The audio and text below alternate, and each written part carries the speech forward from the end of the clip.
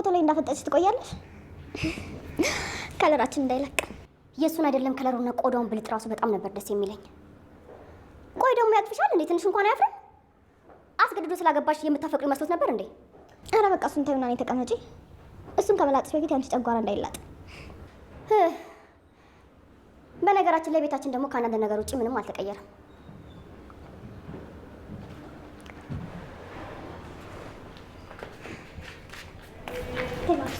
እንደዚህ አትበይ። ይህን ቤት መልሳችሁ የራሳችሁ ታደርጉታላችሁ። ከዛ እኔና ናታን ተጋብተን እንኖርበታለን። ያው ፈጣሪ ከፈቀደ ናታንን ታግሰን ከጠበቀኝ ማለት ነው። ኧረ እባክሽ ቆይ ፈጣሪ ለአንቺ ወንድሜን ሲሰጥሽ ለእኔ ቢኒያምን የማይሰጠኝ ነው እንደሚመስልሽ? እኔ አላልኩም። ሲጀመር የኔና የናታን አንድ ላይ መሆን ከእናንተ ህይወት ጋር የሚያገናኘው ነገር አለ አይመስለኝም። ተይ እንጂ እኔና ቢኒየት ልንኖር ነው አንቺና ወንድሜ እዚህ ቤት የምትኖሩት? ይሄ ቤት የኔና የቢኒያም ብቻ ነው። እኔና እሱ ብቻ ነን እዚህ ልንኖር የምንችለው። ኧረ እባክሽ እኔና ናታን እኮ ታላላቆቻችሁ ነን። እኔ አንቺ ታላቅ፣ ናታን ደግሞ የአንቺም የቢኒያምም ታላቅ ነው። እንግዲያውስ አሁን ጊዜው ታላላቆች ተናናሾች ቅድሚያ የሚሰጡበት ነው። አይ እኛ በሷ አንስማማ።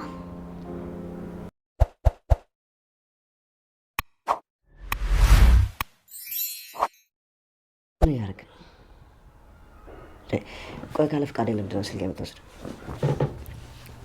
ይቅርታ አጎቴ፣ ብንጠራህም ብንጮህም ምንም ልሰማን አልቻልክም እንዴ? ቆይ ደግሞ እነዛን ሰዎች ማግኘት አልፈልግም ጽዮን የምትባል ሴት በቅታኛለች ምናምን ስትል አልነበር እንዴ? እና በለስ አንተ ይመለከታል። ለምን ቆይ አትበል። ካሳዛኝ ግን እየተሳለሽ ፈጣሪ ይመስገን። እንደዚህ ተነስተሽ ቁጭ ብለሽ ማየት በጣም ደስ ይላል። ዳጊ እንኳን ደስ አለ። ፈጣሪ ይመስገን። አሁን ገኒ በሙሉ ጤንነት ላይ ናት። ያኔ ተኝታ አይኗን ስታንከራትት በጣም ነበር የምታስፈራው። እናቴ አሁን በጣም ደህና ናት። እንደ በፊቱ አትተባተብም። በደንብ ነው ማውራት የቻለችው። ትንሽ ይከበዳት መራመድ ብቻ ነው። እንደምታያት ከሆነ ገኒ ደህና ናት። በቃ ጥየቃን ከጨረስክ ሂድ። ከዚህ ቀደም እንደነገርኩ በቃ ተው። ከቻልክ ትናንት እንዳልኩ ከቤተሰቦቻችን ራቁ። አንተም ሆነ ቤተሰብ ለእኛ አስፈላጊዎች አይደላችሁ። ቢኒ ምን ሆነሃል? ተረጋጋ እንጂ። በቃ ይሄ ነገር እዚህ ጋር ማብቃት አለበት። ገኒ ጓደኝነት እንደዚህ ከሆነ ቢቀርስ? እንደ ድሮ ቢሆን ኖሮ ናታን ስላልቻለ ነው ነበር። ድሮ ቢሆን በእኔ ምክንያት ራሱን አደጋ ላይ እንዲጥል አልፈልግም ነበር። ያሁኑ ናታን ግን በጣም ተቀይሯል። ከእኔ ራሱ መራቅ ከጀመረ በጣም ቆይቷል። እሱን እኮ ላስረዳ። እንደ ጓደኛ ተረጋግተን እናውራ እያልኩ። ቆይ ጓደኝነት ለአንተ ምንድን ነው? ጓደኝነት ማለት ስሜት ነው።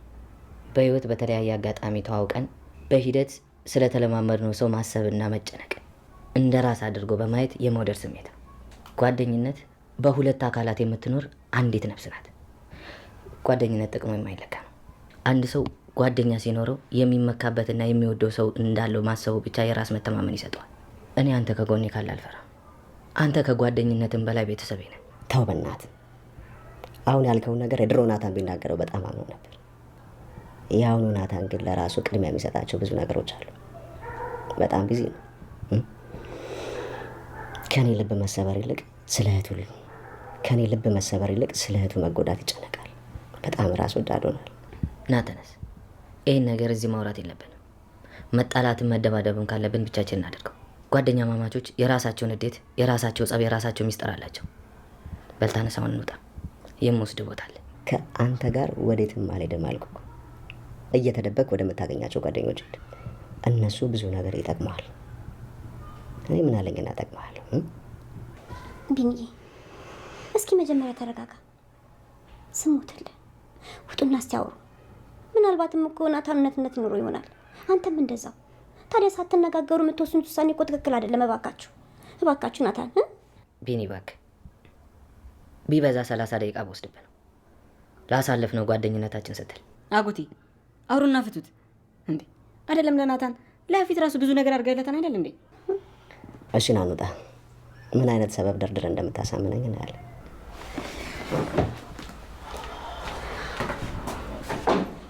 አመሰግናለሁ ገኒዬ። ዳግዬ ቻው። ገኒ ቢኒም ብዙ ስለማላቆዩ አትጨነቁ። ፈጣሪ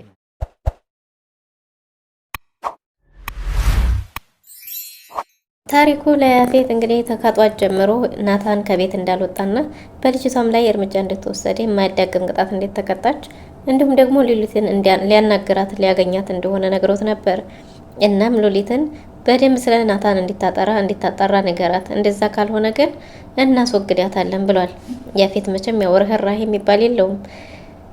ፄና ኤፉም በጣም ደስተኛ ሆነዋል። ያው እንግዲህ ምልክቶቹን እነዚህ ምልክቶች እርግዝና ናቸው ስላለቻቸው እጅግ በጣም ተደስታለች ኤፉ። ፄም ደግሞ የወንድሜ ነው እንዴ እያለች ነበር። እሱን ሌላ ጊዜ ነው የምነግርሽ፣ አሁን ቶሎ ማወቅ አለብን ብለው ተያይዘው ወደ ሐኪም ቤት ሄደዋል። ያፌትም ወደ ቤት መጥቶ ኤፉ እያለ ቢጣራም ኤፉን ቤት ውስጥ አጥቷታል። ሰላም ሰላም! ውድና የተወደዳችሁ ፋፊቲ ቤተሰቦች እንደምን አላችሁ? በያላችሁበት የዓለም ዳርቻ ሰላማችሁ በዘት ተረፍ ይበል እያልን ዛሬም በቀጣይ ክፍል በሐረግ ድራማ መጥተናል። እንግዲህ በባለፈው እንዴት ተመለከት ነው ትዝታ ወይዘሮ ትዝታ ልጇን የስራ ባልደረባ አድርጋ አለቃ እያለ ነው የሚጣራው። የሚያሳዝነው ግን ልጅየው ከወንድሙም ሆነ ከእህቱ ጋር ምንም አይነት ግንኙነት እንዲኖረው ወይም ምንም አይነት ቀረቤታ እንዲኖረው አትፈልግም ወይዘሮ ትዝታ። እንደውም በይባስ ብሎ እማዬ ብሎ በስተት ሲጠራት ትበሳጫለች። ለምንድን ነው እንደዛ የምትለው? እማዬ እንዳትል ሁለተኛ እያለችም ታስፈራረዋለች። እሱም ደግሞ እኔ እኮ ይገባኛል፣ እህቶችንም የእህቴንም የወንድሜንም ፍቅር ማግኘት ይገባኛል። እስከ መቼ ድረስ ነው እንደዚህ የሚሆነው ቢልም በእንደዚህ አይደለም የተነጋገር ነው። አሁን ስለ ስራና ስለ ስራ ነው ማውራት ያለብን ብለው ስለ ናታን እንግዲህ ናታንን ከእስከ ዛሬ ከተደረጉት ነገሮች በሙሉ ለሱ ለየት ያለ ጥበቃና እንክብካቤ ያደረግንለት ቢሆንም ነገር ግን አንዳንድ የሚያጠራጥሩ ነገሮች እየታዩበት ነው ብሏታል። እነዚህ አጠራጣሪ የሆኑት ምልክቶች ምንድን ናቸው አጣራሃ ስትለው ናታን ትናንትና ከሆቴል ሲወጥቶ የት እንደሄደ አይታወቅም፣ በየት እንዳመለጣቸውም አይታወቅም ብሏታል። እና እንደዛ ከሆነ አንተ ምን ታደርጋለህ? አታጣራም እንዴ? በደንብ ማጣራት ያለብህን ሁሉ አጣራ ብለዋለች። እናም ስለዚህ ያፌትን ለማሸነፍ ደግሞ ግዴታ ናታን ያስፈልገናል። ለዛ ነው ያለምንም ቅድመ ሁኔታ ወደ ድርጅታችን ያስገባ ነው ስትለው፣ አዎ እሱማ በቀልና ቂም ያለበትን እንደዚህ አይነት ቦታ ላይ ማድረግ ከደሙ ነፃ ሆኖ ማሸነፍ ይቻላል የሚል አይነት መልእክት ተነግሯል።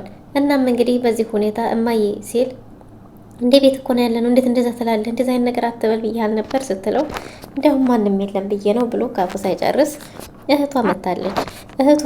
ዲያራ መታ እማዬ ፈልጌሽ ነበር ስራ ላይ ነሽ ብለ ስትል እና ቆይ ስለ ድርጅቱ አንዳንድ ነገሮችን ቶማስ ጋር እያወራን ስለሆነ ስንጨርስ እናወራለን ብላታለች። እሺ እንግዲህ ስጨርሽ እመጣለሁ ብላ ስትመለስ ቶሚዬ ደህና ነህ ስትለው ደህና ነኝ ብሎ ሰላም በፈገግታ እያያት ነበር። እህቱም አይደለች እና ከዛም በኋላ እሺ ቻው ቶሚዬ ስትለው ቻው አመሰግናለሁ አለ። ለምን እንደዛ አልካት? ምን ማረግ እየፈለክ ነው? እንድትቀርብኝ ምን እያረክ ነው? ምን ለማድረግ እየሞከርክ ነው ብላ እናትዬቱ ተቆጣችው።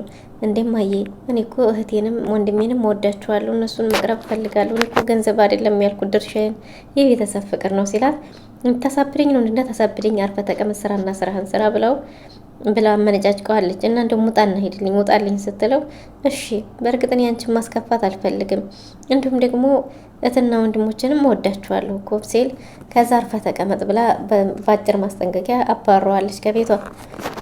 ናታንም እንግዲህ ወደ ገኒ ጋር ሄዷል። ገኒን ሊጠይቅ ደግሞ ቢኒ በሀሳብ ጭልጥ ብሎ ሄዷል። ይሄ ቤተሰብ አያስፈልገንም፣ ከዚህ ቤተሰብ ጋር ምንም አይነት ግንኙነት ሊኖረን አይገባም፣ የምትባልም ሴት በህይወት የለችም ብሎ ነበር። ነገር ግን ፎቶዋን ስክሪኑ ላይ አድርጎ የስልኩ ስክሪን ላይ አድርጎ በፍጹም አይሰማም አይለማም። ስም ምስጥ ብሎ እያየ ቢጠሩትም አልሰማ ሲላቸው ስልኩን ከእጁ ተቀብሎት ነበረ። ዲያጊ ገኒም ነግሬሃለሁ እኔ እንትን ቢልህ እኔ አይመለከተኝም ብትለው ከዛ ችግር የለውም ብሎ ተቀብሎት ነበር። ከዛም ስልኩን ሲቀበል እንዴት ምን እያረክ ነው? ያለኔ ፍቃድ እንዴት ነው ስልኬን የምትወስደው ብሎ ተቆጣው።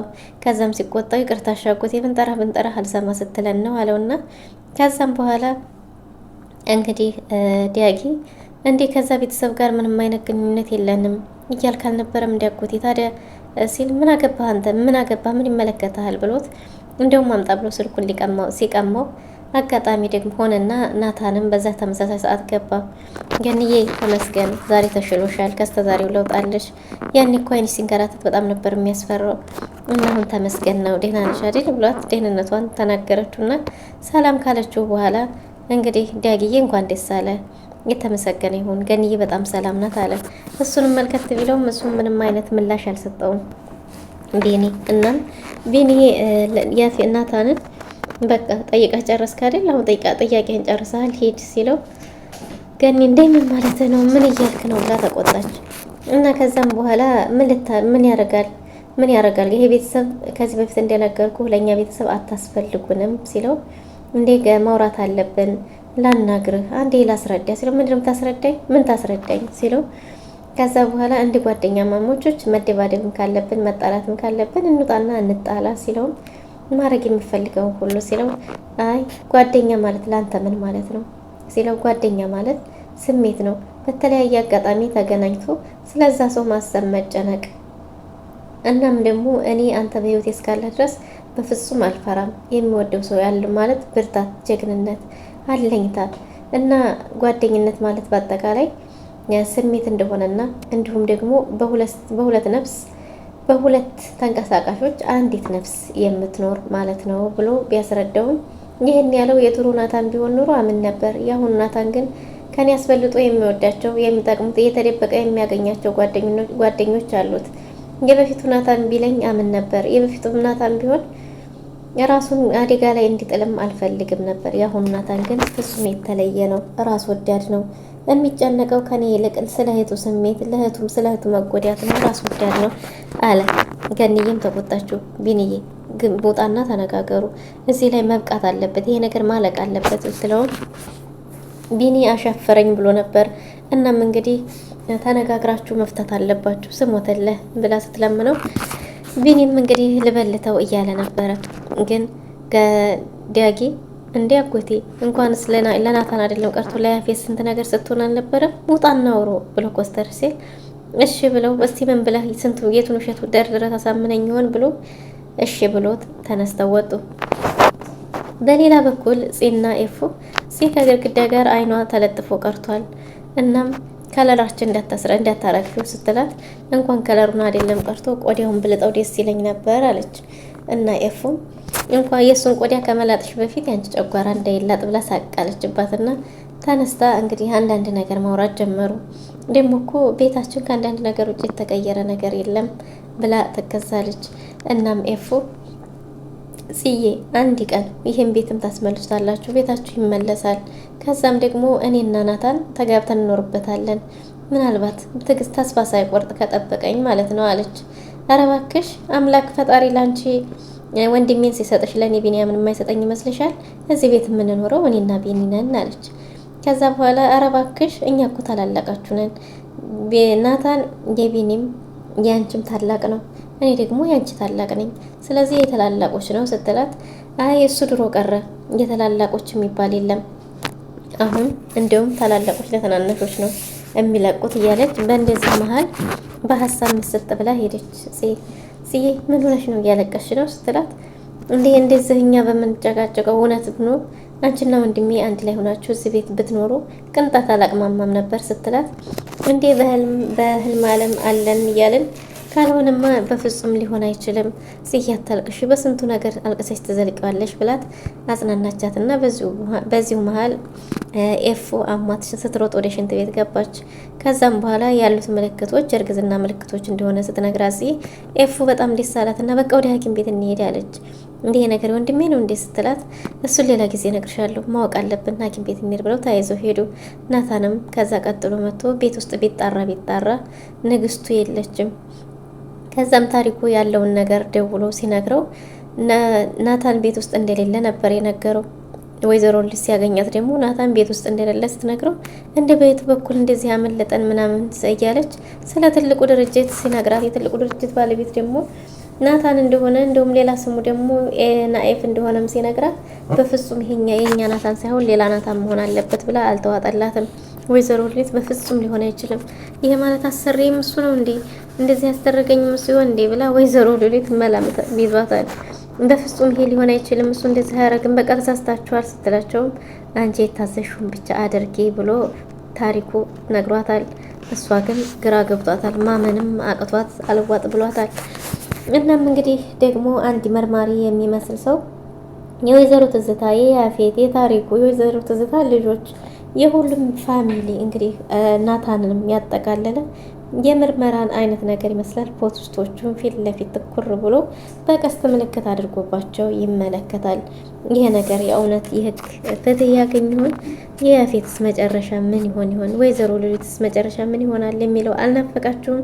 በቀጣይ ይዘን እስከምንመለስ ድረስ ለዛሬ የነበረን ቆይታ ይሄን ይመስል ነበር። በቅንነት ላይክ፣ ሼር፣ ሰብስክራይብ ማድረጋችሁን አትርሱ። ከልብ እናመሰግናለን።